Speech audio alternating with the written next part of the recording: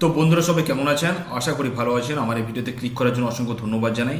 তো পশ্চিমবঙ্গের মুখ্যমন্ত্রী মাননীয় মমতা ব্যানার্জি গরিব ও অসহায় মানুষদেরকে দিচ্ছে বাংলার বাড়ি। সেই বাংলার বাড়ির জন্য অনেকে মুখ্যমন্ত্রী কল করেছিলেন এবং অনেকের কাছে কল ব্যাগ এসেছিল এবং বাড়ির সার্ভে হয়েছিল। তারপর একটা নতুন লিস্ট কিন্তু তৈরি অলরেডি হয়ে গেছে। সেই লিস্টে আপনার নাম রয়েছে কিনা আপনি কী করে বুঝবেন? আজকের ভিতরে স্টেপ বাই স্টেপ দেখাবো, তার জন্য ভিডিওটা প্রথম থেকে শেষ পর্যন্ত দেখতে থাকুন। আর যেটা ভালো লাগতো লাইক কমেন্ট শেয়ার করুন এবং নতুন চ্যানেলকে সাবস্ক্রাইব করে রাখুন। যে কোনো একটা ব্রাউজারে চলে যাবেন, গিয়ে টাইপ করবেন এখানে বাংলার বাড়ি, বাংলার বাড়ি, এবার সার্চ করবেন। আপনি এরকম পেজটা ওপেন হবে, হওয়ার পর এখান থেকে এই যে নিচে এখানে অপশনটা এখানে ক্লিক করবেন।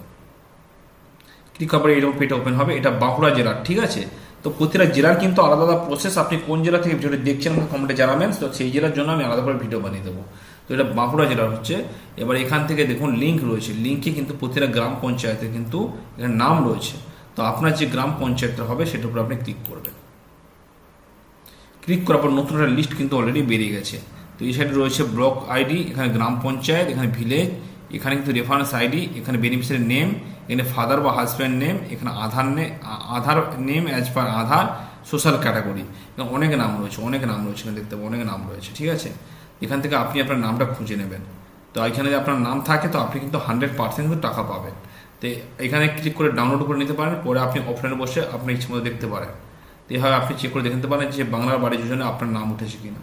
তো ভিডিওটি কেমন হলো কমেন্টে জানাতে ভুলবেন না। ভালো থাকবেন, সুস্থ থাকবেন।